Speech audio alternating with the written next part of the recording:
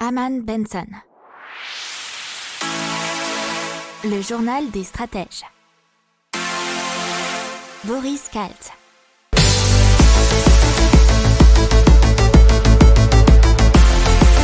Bonjour à tous et bienvenue dans le journal des stratèges pour l'intégrale Tech, Impact et Écho de la semaine. Je vous souhaite une excellente journée.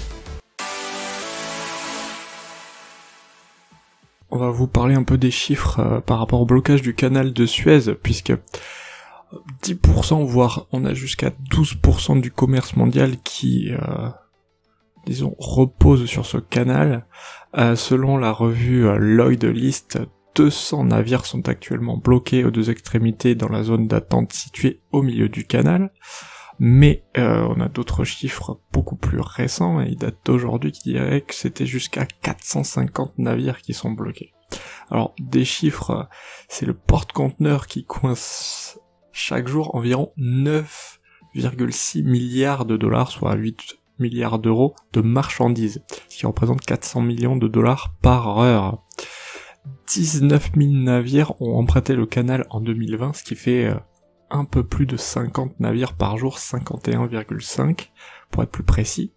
Et selon une étude de l'assureur Allianz, chaque jour d'immobilisation de l'Ever Given pourrait coûter entre 6 et 10 milliards de dollars au commerce mondial. On va parler de la Chine et du commerce qui est un petit peu bloqué en raison de la sensibilité de la capitale chinoise Pékin à la critique de la situation des droits de l'homme, et que ça soit au Xinjiang ou de façon plus globale au sujet des violations présumées des droits de la personne en Chine, puisque les magasins H&M notamment sont fermés et ça menace la croissance du géant sur son 4e plus grand marché, donc la Chine, mais c'était aussi le cas pour Muji et Uniqlo, les marques japonaises, et les actions de Nike qui ont coulé, puisque les investisseurs ont eu peur de l'impact potentiel sur les activités chinoises. On passe aux chiffres français au niveau de la dette,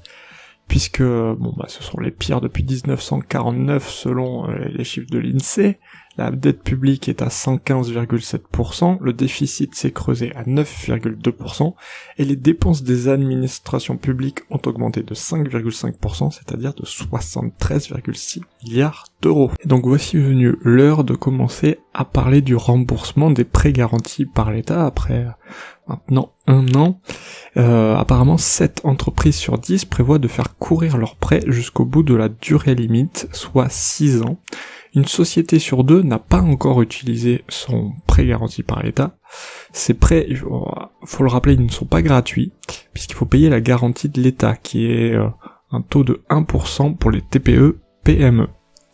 Un autre sujet, c'est que ces prêts garantis par l'État ne sont pas souvent les seuls prêts souscrits par les entreprises, puisqu'il y a beaucoup de prêts traditionnels, comme l'achat des locaux notamment. Ils sont nombreux, les professionnels, à demander des reports à leurs banques qui, apparemment, sont difficiles à obtenir, voire très difficiles. Pour autant, la fédération bancaire affirme que le taux de non-paiement de ces prêts est aujourd'hui inférieur à 5%. Bonne nouvelle pour les Parisiens ou les futurs Parisiens, puisque une étude publiée par Loc Service, qui est spécialiste de la location en ligne entre particuliers, nous dit que les studios et les loyers parisiens sont en baisse, puisqu'ils sont en moyenne à 864 €, soit environ moins 2% par rapport à janvier dernier. Ça touche tous les arrondissements de la capitale, mais les plus touchés sont les plus touristiques bien évidemment, qui étaient avec des locations type Airbnb, qui sont impossibles depuis la pandémie. Et par exemple dans le 2e arrondissement, c'est moins 4,77 entre janvier et mars, dans le 3e moins 5,24, dans le 6e 4,49 et dans le 7e 4,04 par exemple. Et donc la forte progression des fusions-acquisitions en 2020 et surtout dans le 2e semestre 2020, puisqu'il y a une hausse de 18% en volume et 94% en valeur sur ce second semestre selon PwC. Le nombre de grosses opérations à plus de 5 milliards a également augmenté, puisque sur le premier semestre c'était 27 et 56 au second. Alors les secteurs les plus touchés, entre guillemets, sont le secteur de la tech et le secteur des télécoms. Alors respectivement, ils ont augmenté de 30% en volume et 100% en valeur. Alors que pour le second, c'est-à-dire les télécoms, ils ont progressé de 15% en volume et de 300% en valeur. Dans l'économie, c'est Christine Lagarde, la présidente de la Banque Centrale Européenne, qui, hier, donc mercredi 31 mars, a mis au défi les investisseurs de tester la détermination de la Banque Centrale Européenne face à la forte remontée des coûts d'emprunt sur les marchés obligataires de la zone euro. Elle a ajouté que l'institution disposait d'outils exceptionnels pour répondre. Alors il faut savoir que la BCE s'est engagée au début du mois à accélérer ses achats de titres sur les marchés pour maintenir les rendements sous contrôle, bien que le rythme de ces achats ait ralenti la semaine dernière. On passe aux chiffres du tourisme et les ventes de forfaits de vacances pour la saison estivale à venir ont diminué de 76% par rapport à la même période l'an dernier. Pour la saison d'hiver 2020-2021 qui va se terminer fin mars, une baisse de 92% des ventes a été enregistrée. Donc ce qu'il faut savoir, c'est que le tourisme emploie une personne sur 10 dans le monde, et donc aura des grosses répercussions. Et donc Thomas Pesquet qui va utiliser un casque de réalité virtuelle pour faire du sport dans la station spatiale internationale, et donc ça sera pour le vélo d'entraînement apparemment, et ça a été développé par Fit Immersion, qui est une société de Montpellier. Alors il y aura un choix de 3 parcours qui seront la visite de Paris, le col de Gineste qui est à côté de Marseille, et la visite de Saint-Pétersbourg en Russie. Voilà, c'est sympa, et ça a été développé récemment grâce à des tests notamment qui ont été faits pour les vols paraboliques. On parle d'une roue de vélo increvable pour Smart Tire Company, qui est donc une compagnie qui a développé cette technologie grâce à la NASA, et un partenariat qui a été réalisé entre les deux organisations, et ce pneu va pouvoir équiper des vélos. Ce pneu s'appelle Metal, M-E-T-L, il est composé de nitinol, un alliage entre le nickel et le titane, et qui est aussi résistant que du titane, mais aussi souple que du caoutchouc. Donc grâce à ce nitinol, ils ont pu concevoir un pneu à mémoire de forme et sans air, et qui pourra équiper les VTT, les vélos de route ou encore les vélos électriques. Ils espèrent faire leur apparition très prochainement dans le marché de l'automobile, avec des produits de même type, et donc censés être increvables. Donc dans la tech, Genes Inc. qui remplace les métaux rares dans l'électronique par des nanoparticules. Et donc ça permet aux fabricants de remplacer certains métaux rares très polluants par des substituts à base de nanoparticules. Et ils ont déjà 12 familles de brevets et 40 encres conductrices et semi-conductrices différentes.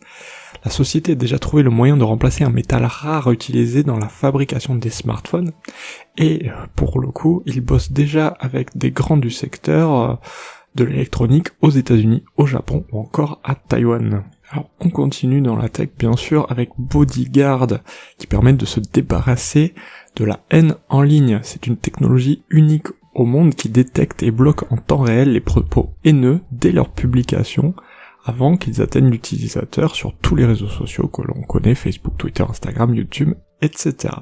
C'est un algorithme de traitement du langage qui est naturel et capable de comprendre le contexte, les nuances de la langue, le langage SMS, les emojis, les abréviations, mots censurés et même les fautes de frappe. Alors il est gratuit pour les individus et payant pour les entreprises. Allez, on continue avec Torscal, qui conçoit des nanoparticules disruptives pour le traitement des cancers de surface et profonds, qui sont issus de plantes endémiques de l'océan Indien.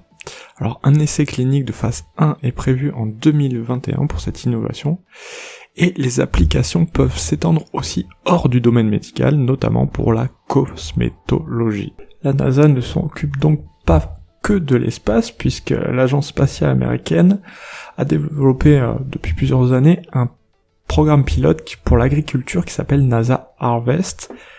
Et dernièrement, donc la semaine dernière, ils ont développé un partenariat avec la start-up israélienne CropX. Cette dernière, elle développe des capteurs placés dans le sol et reliés à une plateforme numérique de gestion agricole. Pourra désormais être enrichi par des informations et des images captées par les flottes de satellites de la NASA. Ce qui en découle, ça sera une modélisation améliorée de l'eau, ainsi que de la qualité du sol et de la croissance des cultures. Allez, on vous parle à nouveau de l'hydrogène dans le journal des stratèges, avec Aiko, qui est le premier fabricant de composants de piles à hydrogène en France. Ils viennent de créer une plaque bipolaire en composite pour les piles à combustible. C'est une plaque plus légère, d'une durée de vie plus longue et plus compacte. Il faut savoir que les plaques représentent 75% du volume de la pile et 40% de son prix. Alors ils sont installés à Toulouse, ils ont un capital de 2 millions d'euros. Il va y avoir une première chaîne de production qui va être lancée. Ils espèrent avoir d'ici 2025 une quarantaine de salariés. Ils suscitent déjà pas mal de convoitises puisque plusieurs propositions seraient déjà arrivées de Chine. On passe à Blueway. Blueway, c'est la première trottinette des mers. Elle a été conçue par Next Blue Tech, qui est une société française qui est basée à Aubagne. Et ils fabriquent des engins nautiques à propulsion électrique silencieux et sans émission. Ils proposent donc des loisirs nautiques respectueux de l'environnement. Alors Blueway, c'est la trottinette des mers qui est éco-responsable avec une planche 100% recyclable, une motorisation électrique et silencieuse et sans émission. Ils ont une autonomie de 7 heures et une vitesse de croisière volontairement réduite à 7 km/h pour bien sûr faire du tourisme nautique. Ils viennent d'ouvrir un nouveau centre de production à Aubagne d'une capacité de plus de 1000 unités par an. Ils organisent une levée de fonds dans le but de rassembler 1,5 million d'euros auprès de différents investisseurs. Allez, on vous parle de Mobius Bike, qui utilise des matériaux recyclés tout en assurant la récupération et le recyclage des batteries usagées. Alors c'est un nouveau vélo qui a un prix aux alentours de 2000 euros. Le cadre est composé à 70% de bambou et qui est issu de forêts durables et à 30% d'aluminium recyclé. Il a les pneus anti-crevaison Schwalbe, on vous en a parlé il n'y a pas très longtemps dans un journal des stratèges. Il a également une selle et des poignées en cuir végétal produits à partir de marcs de raisin. Il a entre 50 et 70 km d'autonomie avec une charge. Alors ce qu'il faut savoir et qui est super intéressant, c'est qu'une fois usée, la batterie sera récupérée gratuitement par la marque en partenariat avec l'éco-organisme Corpil, qui assure la collecte et le recyclage de toutes les piles et batteries électriques. On part donc au Royaume-Uni qui va investir 7,5 millions de livres dans le développement de l'énergie houlomotrice. Alors l'énergie houlomotrice, bien sûr, c'est relatif à la houle, bien entendu, et plus particulièrement on va parler de projets inspirés de la vie marine, afin de capturer le mouvement physique des houles et des vagues et de les transformer en énergie, et bien sûr généralement en électricité. Alors il y aura plusieurs projets, dont un avec des matériaux flexibles inspirés de nageoires et d'autres parties du corps des animaux aquatiques. Ça permettra à l'appareil de se déformer lors de vagues extrêmes, et aussi de réduire la charge d'onde de deux pointes et donc l'augmentation de la durée de vie de l'appareil, ce qui prolonge ainsi la capacité de survie de l'appareil également. Mais il y a d'autres projets avec des matériaux déformables tels que des tissus flexibles. Alors il faut savoir que le déploiement plus large est entravé par des défis tels que leur capacité à survivre dans des conditions météorologiques extrêmes et bien sûr leur efficacité.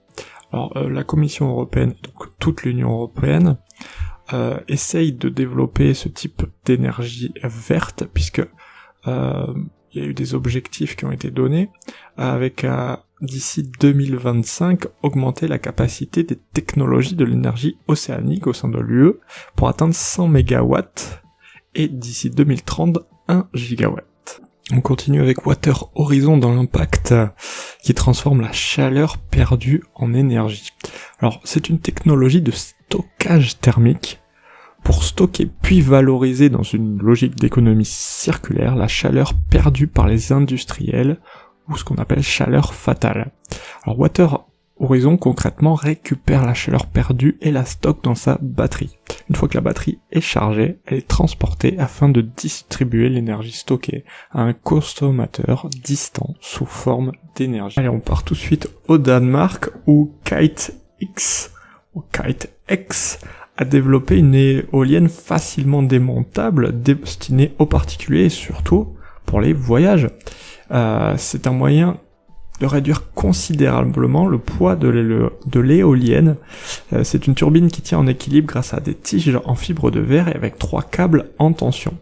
L'éolienne, elle tient dans un sac de 10 kg et 15 minutes suffisent seulement pour la construire. On va vous parler maintenant du solaire avec Beam Energy qui a développé un kit modulable qui se fixe au mur ou au sol d'une habitation.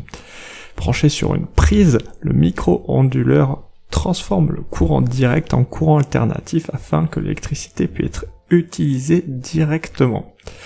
Ce kit BIM de 300 watts de puissance permet de produire l'équivalent annuel de la consommation d'un frigo, d'une box internet, d'une chaîne Wi-Fi et de 5 ampoules LED. C'est ce que nous dit le fondateur. Par ailleurs, la solution est vendue à 780 € et des partenariats récents ont déjà été signés avec Boulanger et Leroy Merlin. Alors L'Oréal qui s'associe avec Gjosa ou Xhosa, je sais pas trop comment ça se prononce, mais pour le développement de solutions d'économie d'eau. Déjà en 2018, ils ont créé un pommeau de douche capable de rincer un shampoing avec 1,5 litre d'eau au lieu de 8. Maintenant, ils ont présenté L'Oréal Water Saver, une technologie durable de soins capillaires pour les salons de coiffure et la maison. Leur résultat, c'était une pomme de douche qui divise le débit d'eau pour créer des gouttelettes 10 fois plus petites. Ça réduit apparemment la consommation d'eau de 80% par rapport à un rinçage standard. Donc Humble One Motors, donc il peut rouler avec de l'énergie solaire. Alors qu'est-ce que c'est? C'est Humble Motors qui a fabriqué la voiture qui s'appelle One, qui est un SUV électrique qui peut fonctionner partiellement avec de l'énergie solaire. Il y a un toit qui est entièrement formé d'un panneau photovoltaïque d'une surface de 7,65 mètres carrés. Il y a aussi d'autres éléments du châssis qui peuvent capturer l'énergie solaire. La voiture, elle peut donc emmagasiner toute la journée de l'énergie qui alimente une batterie, mais une batterie secondaire, ce qui peut donner une autonomie supplémentaire comprise entre 16 et 100 km. On intègre aussi une batterie rechargeable classique, qui sera à une autonomie de 800 km normalement, et un moteur doté d'une puissance de 1020 chevaux. Par contre, elle n'est pas encore commercialisée, mais elle sera mise en production en 2024 pour un lancement commercial en 2025. Donc c'est une boîte américaine. On va parler de la traçabilité des denrées alimentaires, puisque c'est les Suisses de Farmer Connect qui ont levé 9 millions de dollars pour développer une solution au service de la traçabilité des produits agricoles tropicaux, avec en ligne de mire le café, le thé, les épices et le cacao. Le but, c'est de retracer l'origine des produits concernés au moyen d'une application, et ils vont donc développer un logiciel qui repose sur la technologie de blockchain d'IBM, Blockchain Transparent Supply. Les agriculteurs seront directement impliqués dans la chaîne de partage et de contrôle qui inclut tous les intermédiaires jusqu'aux distributeurs. Et donc c'est parti, les pertes de récolte liées aux épisodes de canicule et de sécheresse ont triplé ces 50 dernières années en Europe, et ça c'est dans une étude publiée récemment dans la revue Environmental Research Letters. Effectivement, puisque une baisse de 2,2% de production sur la période 64-90, on est passé à 7,3% sur la période 1991-2015. Donc ce sont dus aux sécheresses principalement. Mais pour autant, sur ces périodes, les rendements des cultures européennes ont augmenté de près de 150% entre 1964, 1990 et 1991, 2015. Alors les premiers victimes de cette baisse de production, donc de ces pertes des récoltes, sont les céréales. Alors il y a des céréales qui occupent près de 65% de la surface cultivée de l'Union européenne. Alors il faut savoir que pour chaque année marquée par un épisode de sécheresse, les pertes de céréales augmentent de 3%. L'Union européenne est l'un des premiers producteurs et exportateurs de produits agroalimentaires.